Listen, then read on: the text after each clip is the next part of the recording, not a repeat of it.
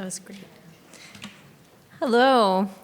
I am Megan Rikepsel, and I am the gallery director for the Julio Fine Arts Gallery here at Loyola University, Maryland. I want to welcome you all to tonight's program with our visiting artist, Michael Dax Iacovone. I'm sure we are all in for an engaging and thought-provoking evening. Before I introduce our speaker, I just wanted to do a bit of housekeeping.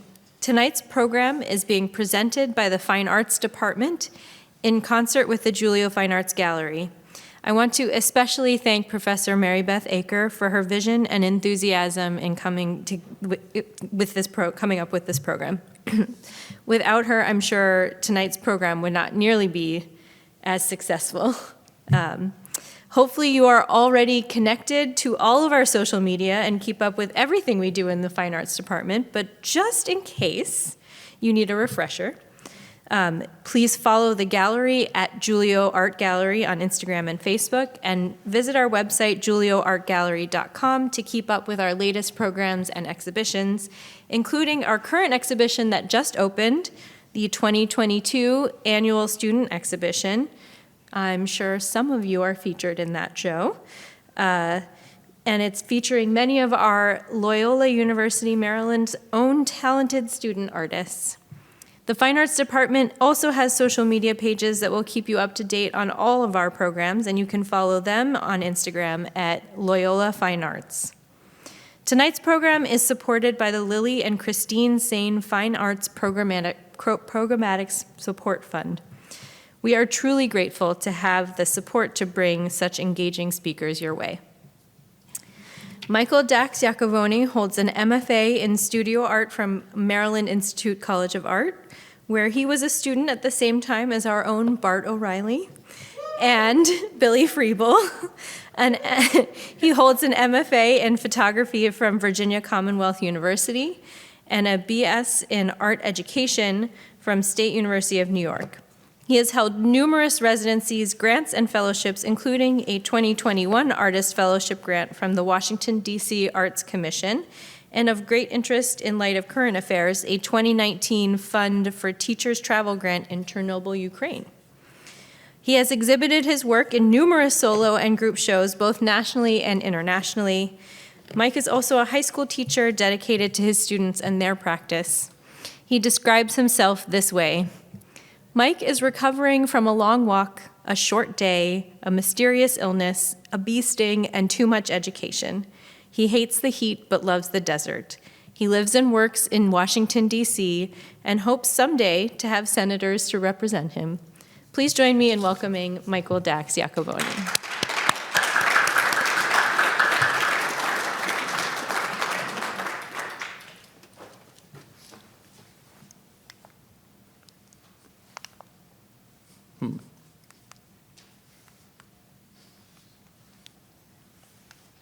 All right, well, we'll just look at that one. All right, there we go. Thank you, everyone. Thanks for having me, and thank you, Megan. That was really nice. Thank you, Mary Beth, for asking me to come do this. I always like doing talks for students. It's always just better questions, I find, than doing it in like a gallery or something. So thanks, everyone, for coming. I appreciate that. I talked to Mary Beth about kind of what she wanted out of this talk, and I feel like I geared it in the right direction. But mostly I'm going to talk about my own kind of end of process-based art. And I'll get to a bunch of things. And all right, here we go. I'll start off, there's two pieces I almost always start talks with. The first, this is Richard Long, a line made by walking. So this is a photo, this piece is literally a line that he made by just walking back and forth until he made a line in the ground there. And then the next one, oh, there we go. And this is Francis Elise, and he made this piece by poking a hole in a can of paint and walking the border of Jerusalem. And these two are definitely big influences on the stuff that I do. There we go. So I want to talk about what drawing is and what drawing isn't to me. So when I was in grad school for the second round of grad school, which I wouldn't recommend 2 rounds of grad school, 1 is plenty, sometimes 1 is way too much. So for me, I really needed to kind of classify things to get myself organized, to decide what I wanted to do, and to kind of sort out my own politics in figuring out what to do and how to do it. And to me, that's a really very helpful thing. And I found that there was things I needed to sort out fundamentally, and I really needed to kind of zero in on these things. So I kind of broke up most of art into 2 categories, either drawing or painting, very, very widely. And I think of drawing largely as a record of an event. So clearly drawing on paper with a pencil is easy, to think about as drawing. But if you can think about that in a broader term, like walking back and forth to draw a line in the grass, or poking a can of paint and dribbling that paint on a line, either of those are mark making, just like a pencil on paper is. So for me, this end of drawing is very much about having a record of an event, of making a mark. And conversely, painting, if I think about it historically, back before we had photography, when life was good, the Italian Renaissance, I'll get to this in a second, in that time frame, paintings were accepted more as real than a drawing was. When you looked at a drawing, you have a person, like I wouldn't look at a drawing of John Mallis and say, that's John Mallis. But if it was a painting of John Mallis, it was more accepted as this is who he is and what he looks like, right? There's this illusion of painting, of you being required to buy into it, while when you look at a drawing, you don't have to buy into it. It's not who that person is. It's a record of what this might look like. So those things were really important to me, kind of separating all of art into either painting or drawing. And even if you think about film, you can think about documentary film as a drawing, as a record of something, largely unbiased, or like a Hollywood movie. When you go watch a movie, you're supposed to buy in and care about the characters. And that's more of believing in the illusion, so that's more of the painting end of things. And these are really important distinctions for me, separating the 2 of these, and having both the event and the record. So for me, the act of drawing is the art, not the drawing itself. And I'll get more into that, but the record is the artifact, not the art. And I'll dive into how this kind of ties in with the performative nature of what I do. But these are things I really needed to classify for myself. And then, of course, diseño, which, if I could take a big topic and make it very small, it's the concept of drawing, and back again in the Renaissance time, where drawing was more of a cognitive process. And they also separated themselves back then as like drawing and painting. And the diseño, these are people who concentrated more on drawing, and then the other end was people who said, we don't need any of that, we're just painting. So those things are important to me, and this especially, putting the cognitive process ahead of the manual execution of it, is really kind of drawing a line for me. There we go. So if I take all that in mind and then look back at these 2 things, like it's not at all a stretch for me to see these as drawings. So this is an event of walking back and forth in this yard until there's a line, or an easier, just the one walk, which I think was 24 kilometers, of this paint, and he had a number of cans of paint and just drawing a line with that paint. And so once I think about it that way, it's not much of a stretch to get to this consider these as drawings, but really to consider the action of it as the drawing. And what we have is the artifact here. So to me and in my head, these are records of the event. This is enough information about the event to understand what the event was, right? If you see a path in some grass, it's not hard to understand that if you just keep going back and forth, you will draw this line in the grass. So those are important distinctions to me.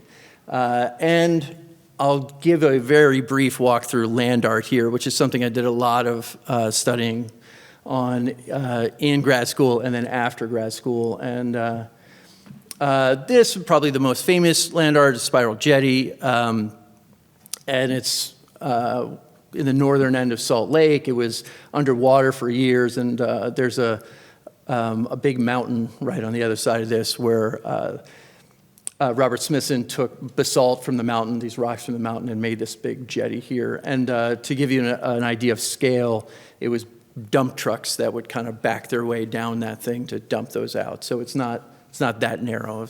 It's just wide enough for a dump truck.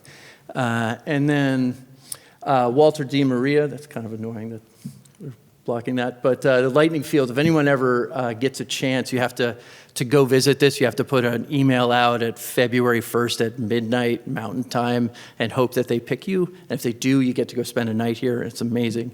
But the lightning field here, these are all lightning rods, and they're all anywhere between 22 and 30 feet high, but all the tops of them are at the very same height. And the field is a mile long by a kilometer wide. And it's really hard. During the daytime, it really doesn't look like much, but right at sunset or at sunrise, they kind of glow. And you kind of get inside this thing and walk around, and it has the feeling that it goes on forever when you know it doesn't. And you can't get lost, even though when you're looking at it, it looks infinite. You know it's not infinite, and you know at the one end is going to be this cabin that you're going to stay in. And I was fortunate enough to spend a night there, I guess about 7 years ago. And Michael Heiser's double negative. It's really hard to get good pictures of this, but this is a mesa in Nevada where he cut these notches into this kind of tabletop mesa, and there we go. If you look at it from above, those notches are, I think it was 30 feet wide. It's 1,500 feet across. You can kind of get into them. It's like a couple hours driving up this dirt road to get to this.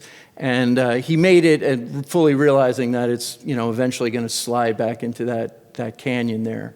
And he's done a lot of the more famous land art pieces. And then this is my favorite here.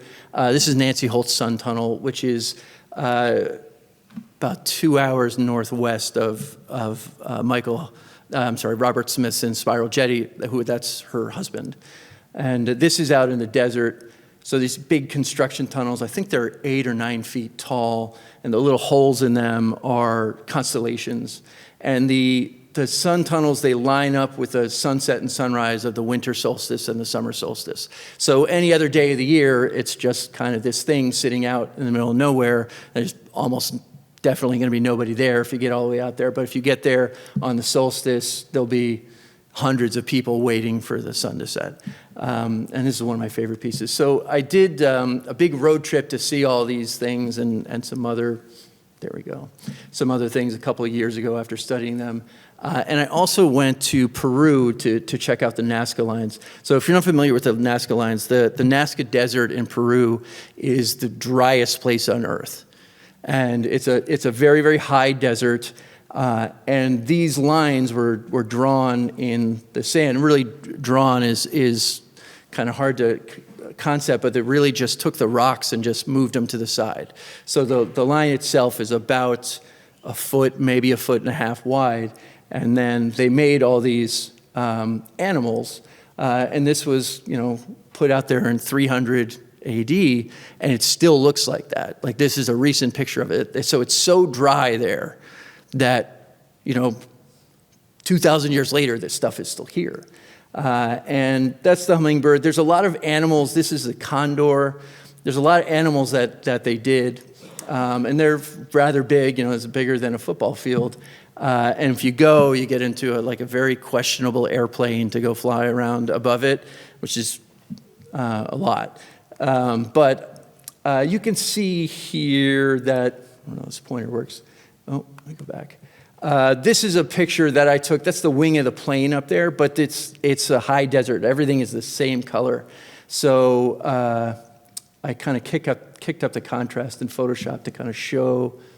There we go. So you could see the condor right there. There we go. Yeah, there. Sorry. There's the condor. And that's 440 feet across. But what's more interesting to me are all these other lines. All of these lines are just pinned straight, just going on for miles and miles and miles. And also keep in mind, all of these things were made, they're so big, they couldn't see what they're doing. So if you imagine making that condor is bigger than a football field, when you're standing there, you can't see what the other end is. You just kind of have to have faith that it's working out. But more than that, these other big shapes, this thing is they call it a landing strip, and there's all these straight lines and geometric shapes pointing off into all these different directions, and they go on forever. And from the ground, you can see. There we go. This is a picture I shot from the ground. So this little path here, if you look, it just goes. It just goes forever. This isn't a hiking path. This isn't a path between two villages. This is a drawing in the desert that's 2,000 years old. And it's just so fascinating to me, and especially and there's, this angle is pointing right down that line, but there's lines everywhere. So if you're not kind of perpendicular to this line, you're not going to see it. So they made all these things without being able to see doing them. So this, and there's other examples of land art around the world, but this area is just so fascinating to me, and I was just fortunate enough to go kind of in a scary flight from above, looking down on these things. And which brings me to kind of back to my point. So thinking about scale and thinking about the corporal real, thinking about how these things relate, and that's a really interesting thing to me, and thinking about how I can relate myself to the environment. And when all's said and done, that's really all we have, is how we relate ourselves to anything else. And how the size of ourselves relate to the objects around us. And then really relating to our own physicality. And those things are really important to me as well, and to how I get to these drawings. And there we go. And then we get to some bigger drawings.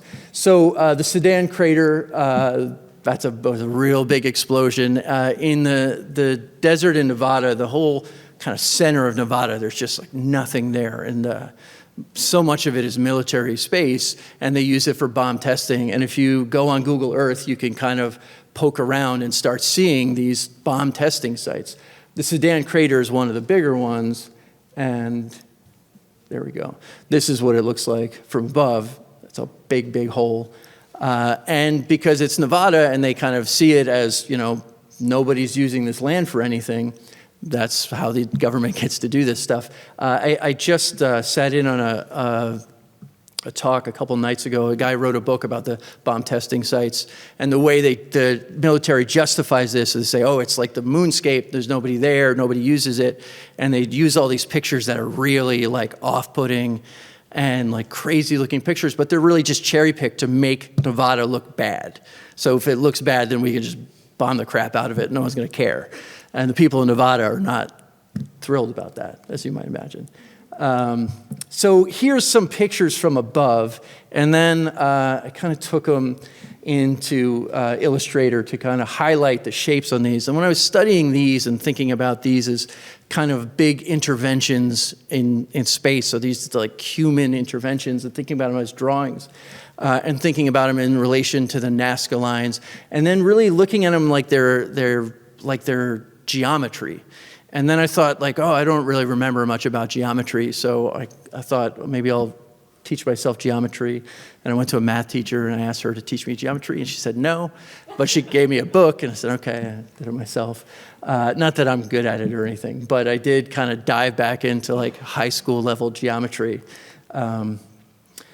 which was a weird thing to do. So here's more of the bomb testing sites. And they will make these roads because it is just kind of these places. These are just, I don't know why am I pointing this in the wrong direction? I can click it for you. Would you? Thanks. So again, I go over it and kind of look at these, the geometry of things. And now I'm going to go through some lines that I've traced, and I spent about 6 years tracing big lines and thinking about them as interventions in space and as big drawings, and thinking about borders and rivers and bridges and all these other things as drawings themselves. So I did a lot of walking and a lot of driving and a lot of traveling to do all these lines. And I started kind of smaller in DC, and I did a bunch of walks and drawings around DC, the boundary stones. I also hiked around the Beltway, which is miserable, like 90 miles. I wouldn't recommend it. And the Mason-Dixon line, all the bridges of the Hudson River, and then all the bridges of the Mississippi River, so getting bigger and bigger, and that was 7 days of driving. I did a residency in Budapest, so I did a project there, and then in Berlin. And then I spent a month in Easter Island, and I worked on the border there. And then what you can't see there is the biggest one I found was the U.S.-Canadian border is the largest country-to-country border in the world, which I thought was really fascinating. I didn't know that. And I thought, well, if that's the case, then that's a really big drawing. And if that's the case, then maybe that's the biggest drawing in the world, is the U.S.-Canadian border. So I thought, well, I'll just go follow that. So all those little points there are the border crossings, and there's 101 of them, and maybe there is now, but when I did this project, maybe 8 years ago, there was not a list of all the U.S.-Canadian border crossings. Like, I thought, oh, that's weird. So I had to go onto Google Earth, and I had to find them myself by just like zooming in, and literally like, I spent like hours and hours just kind of scooting along the border, and you'd find a little customs like that, which is just going to be like one guy at a border station. So I spent, I think it was 17 days driving, going through all these borders. And I did it in this like sewing motion, like in, out, and in, and out, and in, and out, and in, and out. And it was very, very satisfying because, this was at the time the biggest thing that I had done, because I spent all this time devising this system, like, oh, I'm going to trace the biggest line I can think of. And then just, did all my homework and rented a car and like went to do this. And there's a point, once you've done it for a couple days, where you're fully inside this system. And the only thing you're doing is existing in the system.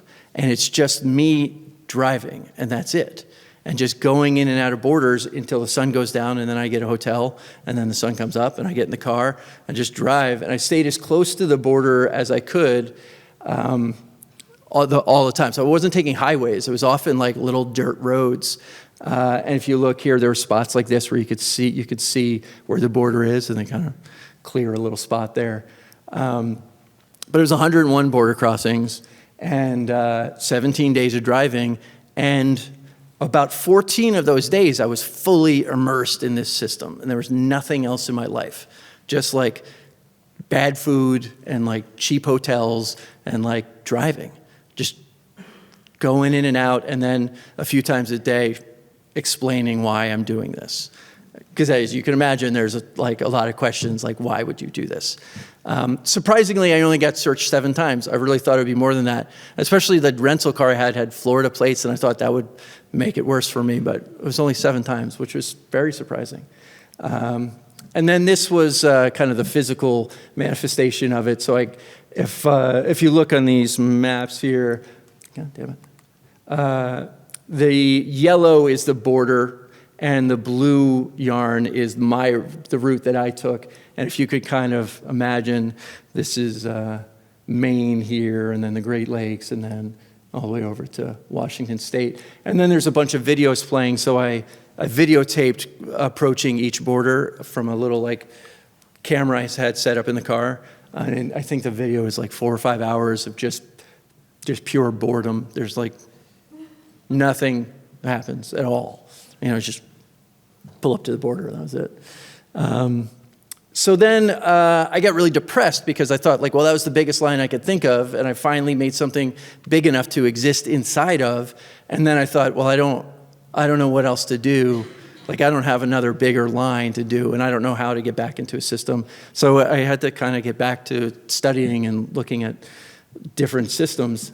So this was a system that the government put together starting in 1905, where we had airplanes, but we didn't have sophisticated like GPS. So airplanes would cross the country by following arrows. So if you look, like all those little dots, like those are sets of arrows. So if you look like right here between Albuquerque and Winslow, there's 34 arrows, like pointing the direction to go. So the planes would fly and like look for these arrows. And I thought that's really interesting. And they didn't use them for that long. I think they used them for about 10 or 15 years. And I thought, oh, well, that's a great system of like going cross country. But most of them are gone, except when you get to the desert. So again, on Google Earth, I started finding them. And then this is literally, you'd go there and you'd turn. So there were thousands of these, but now there's not that many. But in Nevada, Utah, Eastern California, most of them are still there because it's just desert and nobody's built anything on it. Nothing's grown over it. So you kind of find these, and it's kind of a big task to like sit there on your computer for days and days finding these things. But I found them, and I did a lot of research on them, and I thought, oh, this is a good thing to follow. And then in the research, I had read that they were orange so people could see them, from an airplane, which makes sense. So then I decided, well, I'll go paint them orange again. So I flew to Nevada and like filled up a truck full of paint, and here's another one there. And then I started painting them. So I painted a whole bunch of them. A lot of them were just out in open space. Nevada is, I think it's 70% of the state is Bureau of Land Management, so it's all public land. So it's just for anybody to do anything. So I just drive up, and often they're kind of on top of a mountain, and I've got some rental truck that I'm beating up along the way, and I'll get to them and paint them. And I think I painted 19 of them in a course of like 12 days or something like that. So just another like system to get inside of, and it's just go find the next one, paint it, go find the next one, paint it, and similar to the border. And I was kind of following a path with as many as I could get to. And then there's, did I put this in here? I might have taken that out. There's the Route 50, which goes right through Washington, D.C., so just, 45 minutes south of here, was the first coast-to-coast road. So it went from Ocean City, Maryland, almost to San Francisco. It kind of dies right at Sacramento. And I thought, oh, that's really interesting. That's this coast-to-coast road, and I had driven through there on some road trips. And they call it America's Loneliest Highway in Nevada, and it absolutely is that. It's really beautiful, but really, like, bizarre. Like, you drive for hours and see nothing, and, like, tumbleweeds, and, it'll tell you that there's miles between gas stations. And then this spot right here, when I was driving through, I could see on the side of the road, like there was a bank, and people would stop to write their names or like, the year they graduated or whatever. And when you're driving, it's like this really captive audience. Like there's nothing else to look at. So you're like looking and like reading these things. They don't mean anything to you, but you just read them anyway because there's nothing else to look at. So I stopped and I wrote my son's name, and it's my son's name right there. And I just thought about it all year, like, wow, it's so, like, people stop and do this, and they're just rearranging rocks. So it's graffiti sort of, but it's not. It's just rearranging the rocks that are there. And I thought about it all year, and this is on Route 50, this historic road. And this was in 2016, 16. So in kind of this like atmosphere where like whenever I would see my family, all we would do would like argue about politics. Could you hit play on that? I don't think I could hit play on this. So what I did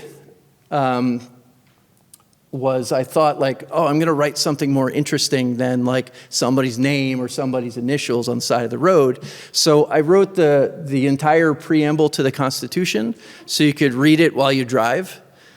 And at the time, like all the arguing I would do with my parents, it was like, but the Constitution, I'm like, yeah, like I understand the Constitution, like everyone loves the Constitution, but like that didn't clear anything up for our arguments. And I thought, oh, well, couldn't everybody agree on the Constitution? So it was 5.5 days of rearranging rocks.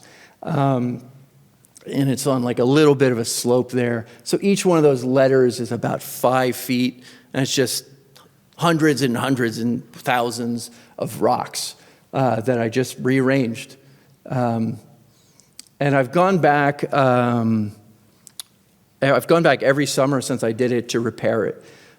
Because some people will kind of take things apart and like write their names or whatever, and then I'll just go redo it, which is fine. Like it doesn't bother me. Like, you know, they're not my rocks. Like it's not my thing. I'm kind of like just the custodian of this thing. So that was another system to kind of get inside of. And then while I am like keep going back to Nevada and Utah, but then I come across, I don't know if any of you have ever driven through western Utah and seen the Bonneville salt flats, but spending a lot of time out there, I have also, here we go. Oh, there's a photo of the piece. Come on. There we go. Oh, this is a residency that I did in the desert in Nevada. This is one of the few places in the U.S. that has no light pollution at all. So at night, like the sky is like, it's insane. It's insane. It's not black at all. There's like billions of stars. It's the most amazing place. But I went out there and there's no cell service, there's no internet, there's no nothing. It's you and like a solar panel and like it's just you in the desert. And I spent this time kind of devising these systems that I would go do in the salt flats, which were about 50 miles from there, which is close in the desert. In that residency, I have a friend who's a Buddhism professor up at Skidmore, and he and I love to argue about things. And I had explained to him my systems and why I wanted to be inside the system and how, like, when I'm inside a system, everything else is gone. I don't think about anything else. And he kept telling me, he's like, oh, that's the Barto. Like, you got to read about Buddhism. You got to read about the Barto. And so at that residency, he gave me a couple books again about Buddhism, and I read about the Barto, and as understood as this place in between this life and whatever you're going to be in the next life. So this like contemplative, like not a good or bad thing at all, but just this space in between where nothing else is going on. And that seemed really interesting to me, and that's really kind of what I am going after for myself with the work that I'm doing, trying to make these things to get inside of. So the fifth Barto specifically is this Barto of the Transient. And so that was really interesting to me to read about it. And even though he's a Buddhism professor and we talk about it all the time, he and I don't agree on that stuff either. But he's smarter than I am, so I guess I'll take his word for it. So here, that brings me to the Bonneville Salt Flats. So that is Salt Lake right over there, city. This is the Great Salt Lake. The Spiral Jetty is like right up there. But this is all salt here. And what happens every year is that all sorts of snow in those mountains, all of that melts into the lake, all of that comes in through here, and levels out the salt flats every year. So the salt flats are like completely flat, and it's all this like very crusty salt. And it's where they do racing. They break the land speed records all the time. And there we go. This is what it looks like. It's not snow. It's like a thin layer of cement, and it's just salt. And every year it floods, and it dries out because it's very hot, and it just levels itself out. And so I went there a couple times, and I kept thinking, like, oh, what a wonderful place, like a weird and bizarre place, but it's just this just like mass of nothingness in all sorts of like great ways. This is, if you really zoom in on it, like it's just salt, like super, and like it makes an irritating sound when you walk on it. It's like a kind of a awful noise. And then back to geometry. And then I thought, like, well, this would be a place where I could kind of work on this geometry that I was getting into. So from there, I started doing geometry in the salt. Oops, go back one. Is that it? Sorry. By the way, I should show this. This is a garden tiller. This is the tool that I use to make all this stuff. Those are just little spikes on the wheels there, and it's the only tool I use, but that's always kind of the first question I get was, how do I do that? So I'll start with that. And there we go. So I started doing these, kind of working out these geometry drawings in the salt, and it's just me out there with a drone taking pictures. So I was doing these drawings that would take kind of all day, and just all I'm using is like string and that garden tiller and working this stuff out and just putting stakes in the ground to make straight lines and making like a simple compass. And I was briefly really happy with this. And then I realized that it wasn't anywhere near big enough because I could see it all. And if I could see it all, then I have this vast space that I'm not using. I'm not giving enough respect to this space, really. Like it seemed good, and then it seemed very upsetting when I stopped to like look at my photos. And they got a little bigger. I've been going out there for 6 years now. I'll go out again in June. So then I started thinking of like, well, this doesn't need to take a day. Like I could make bigger and bigger things. And then I thought, instead of just responding to geometry, which like I was kind of being nerdy about teaching myself geometry, like what else could I respond to? And then I thought, well, when you're out there, like it's the summer and I'm there and it's very hot and you're just like totally engulfed in this environment of this like crusty salt and this heat, and there's nowhere to hide from it. So I started using the sun as like a tool to utilize what I was doing. So what this is, the first line on the left, that's a straight line that I made, and the line on the right, that's me following the arc of the sunset on the solstice. So, which was really interesting to me, and I guess I had never thought about it before, but I always felt like the sun was moving in a straight line, but it's definitely not. Like it definitely makes a very big arc, and especially on the solstice. So the summer and the winter solstice, that's when those arcs are at their most dramatic. So it was just me kind of following my shadow, drawing these lines, and making this like entire day drawing. So the one on the left was an entire day to set up the one on the right. So I wanted to compare like this direct east-west line to this line following the solstice. And again, this is just me out there in the desert. And then I thought, going back the next year, like I really liked thinking of using this like celestial occurrences to help me, or to give me like a topic to work on. And then thinking back at the Nazca Lines, and so many of those lines were based on celestial happenings, which is the only explanation for many of them. And I thought, well, I could keep using like the combination of this geometry and the sun. So this is a system that I'm setting up, which I will then use to measure the arc of the solstice again. So each one of these circles, so if you go all the way to the little one here, the radius, it's the same circle, the radius of that circle is just the length of my arms. So the only unit of measurement I'm using is just the length of my arms. So I'm not measuring with like a tape measure or anything. So I wanted to use myself in the scale of this, so that was really important. So making that very first circle and that very first triangle then informed making the next circle and the next triangle and the next one and the next one, and they just kept just doubling in size as I go. So this was 4 days of making this system, so then I could put my measure myself against the arc of the sunset on the solstice, which is this next one. So all of that was to set up this arc. So this system is facing straight west, and then I draw the line to follow, to point at this. If everything works out right, this line will point at the sunset for me. So then on the 5th day, that last drawing is the sunset in relation to my own scale.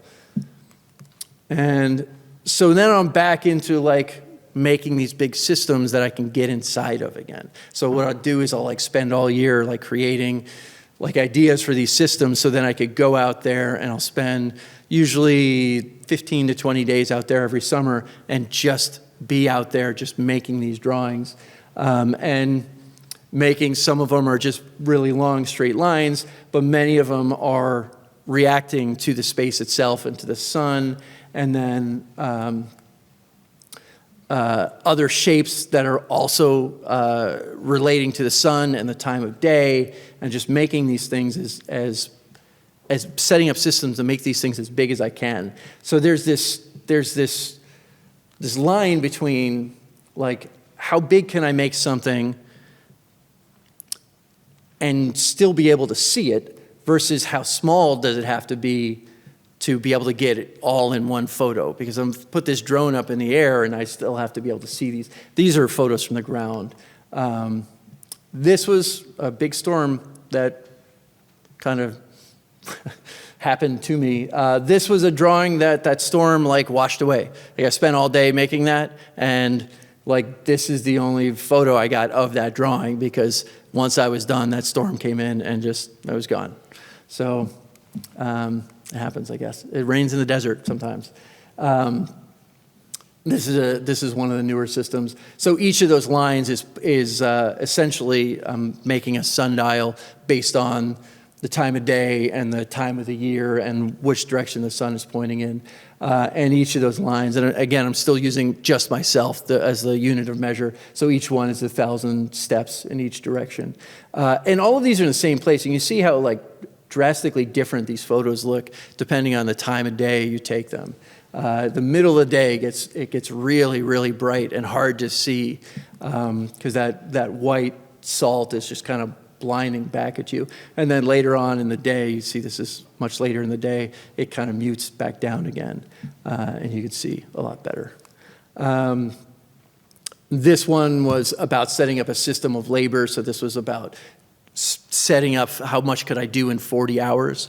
So that was 40 hours of drawing. This one, these are all a set of triangles, and each triangle is the same size, and each one is pointing to where the sun was when I started that triangle. So I think it was 900 paces of rope, and these two fulcrums, and then just move the triangles around inside them, and just trying to make them bigger and bigger. And then the last sets that I did was following satellites. So I had been following the sun a lot and thinking about the Nazcas and thinking about what else is there to react to in this space. And there's a million apps where you could track satellites. So I thought, oh, well, maybe a satellite will pass over like while I'm out there. And like satellites are passing over all the time. There's not like, you don't have to wait. Like if you missed one, like a few minutes later, like another satellite is going right over you.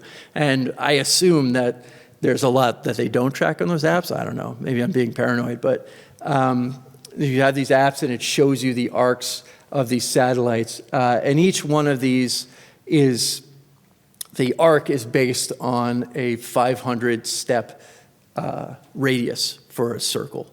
So all of them kind of, that little orange cone there is where I would go. As soon as one was done, I would go stand there and wait for another satellite and then see where that arc would be. So these are all, it's 7 satellites in 7 days. And that's a bigger picture. So I was talking about this earlier.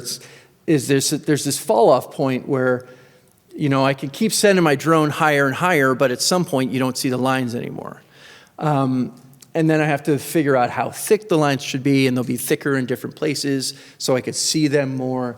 But then in conjunction with the Nazca lines and thinking about those, and thinking about the lightning field, if you remember that earlier, like the notion that they're infinite, they're definitely not infinite.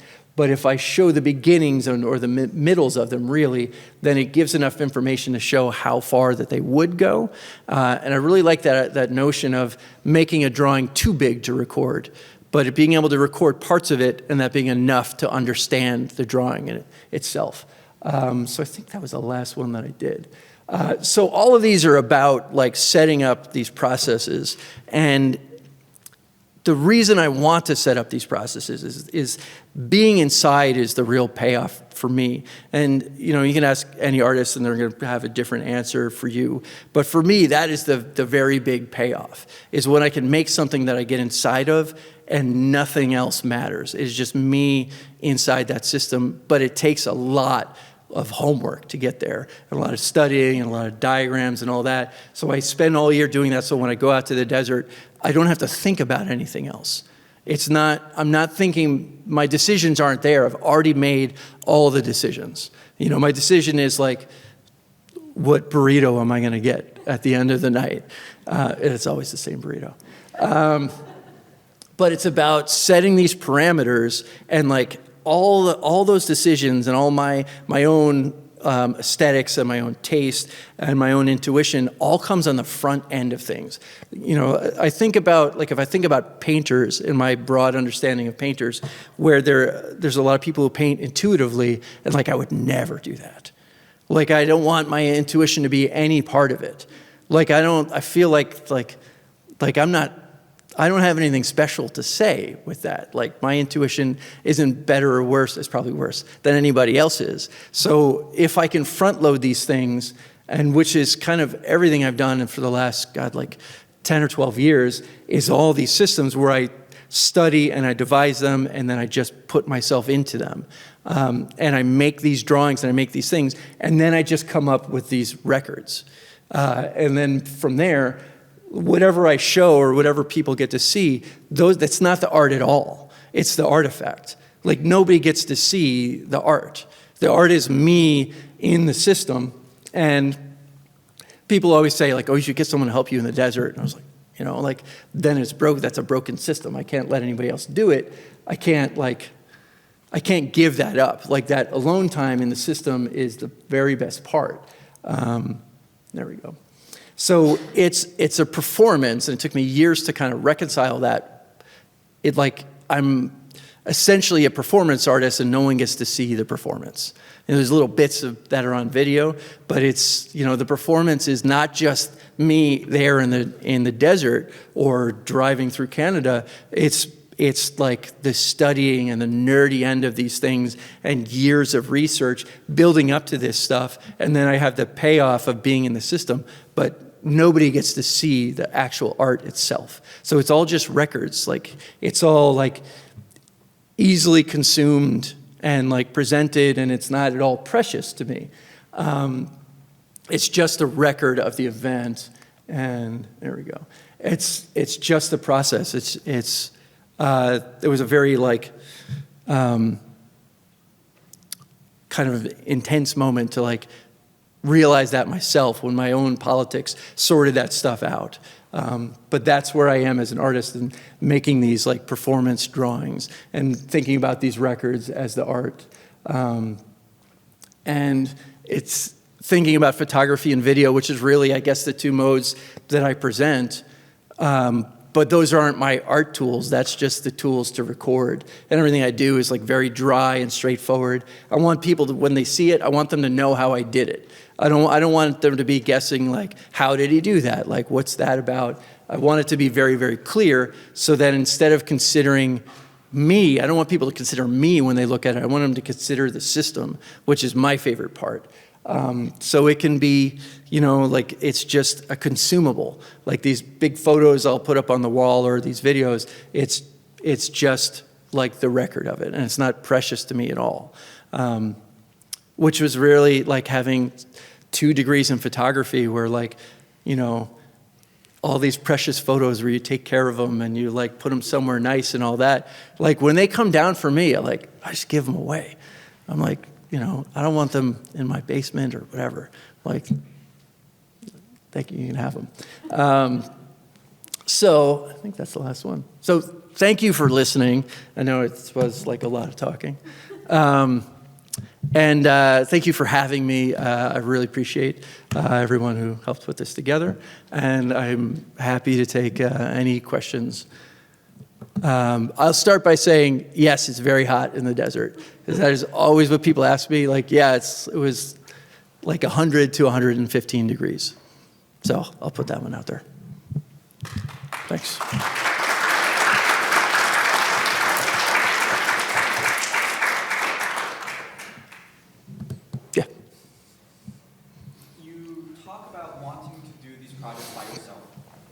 But then, like, just recently, we were talking about, like, you don't want people to see you in the system. Mm-hmm. And I'd say that, like, when you talk about, like, the arrows that they drew for the airplanes, I think if you ask any of the people who worked on that project, they'd see, like, oh, yeah, we did whatever you did. Like, we studied it, we researched, we planned it out, we predicted problems. And so you can say that those who built those airplane arrows were themselves a part of the system, but it wasn't just, like, one guy making those arrows. I guess, theoretically.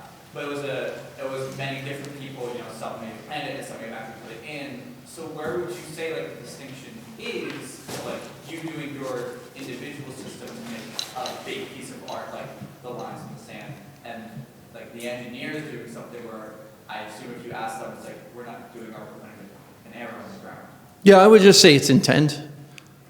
You know, it's your intention of doing it or not doing it. You know, yeah, they definitely didn't think of those arrows as art. But for me, the process of finding them and painting them was.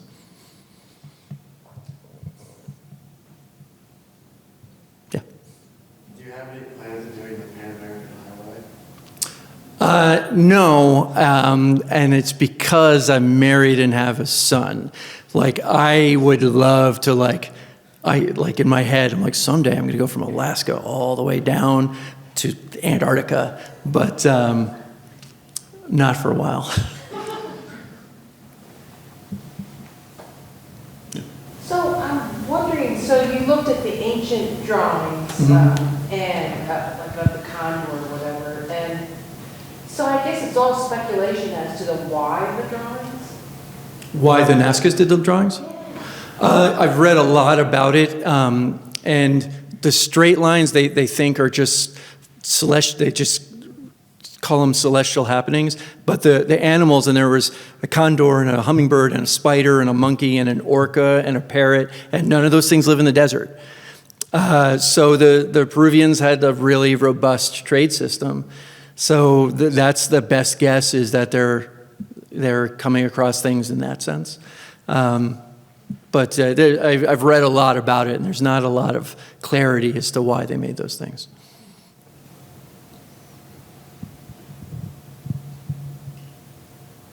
Yeah. Do you think you would do this if you didn't get any recognition, but there's no way to, like, record the artifact? Yeah. So that's a great question. You know, as an artist, like, I feel like the vast majority of things I've done have never seen light of day. And like as a student artist and like a grad student artist, that always felt crappy. Like, oh, I made something I love and like I can't find a place for it. And that's a weird thing to reconcile, because that's the system that we're taught, kind of. It's a system that we know, like you make something, you put it on the wall, and like people like it or don't like it, or your professors like it or don't like it. But a lot of this stuff, the arrows, like that's never seen the light of day. Like, I usually don't even put those into like talks. Like, you guys are like among the only people who've ever seen that. And yeah, I would definitely do it. Like, it's a very, like the notion of the Barto, I don't want to say therapeutic, but it's like, I have such a drive to do it. Like, if these things never went anywhere and never lived anywhere and never printed them out, they didn't go in shows or whatever, like, I think I'd still do them. Because I've also kind of always done stuff like that, like kind of pushed, like, see how far I can go and what I can do with it, just to kind of see. So yeah, I think I would absolutely still do these things. And if I get to a point where that's not the case, then it becomes work. There's photos that I spent years doing, these big black and white photos, and they were well received and people liked them, and then they turned into work because I wasn't learning anything from them anymore. It was like this process of overlaying all these things together, and it was a process of moving through a space, making these photos, and I loved them for a really long time, but then I wasn't learning anything from them, and I stopped doing them. And I think they're probably still on my website, but it's not interesting to me, and I don't have time to do things that aren't interesting. Other than my job. I love my job actually, but you can understand. Yeah. Okay, well, so you base your experience in space through your physical proportions, your actual physicality. So then that would negate you being able to experience space on a small scale then, is that right? I don't have much of an interest in the small scale of things. Like when you go out west, and maybe it's because I've been living in a city forever, but when you go out there and you're overwhelmed by how big the space is, that's also you're being overwhelmed about how small you are.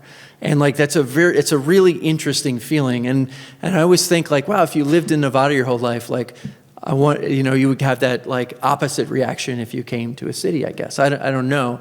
But a small space doesn't really interest me that much.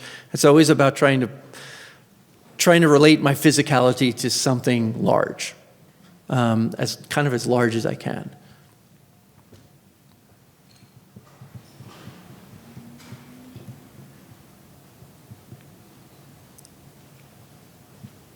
Okay. All right.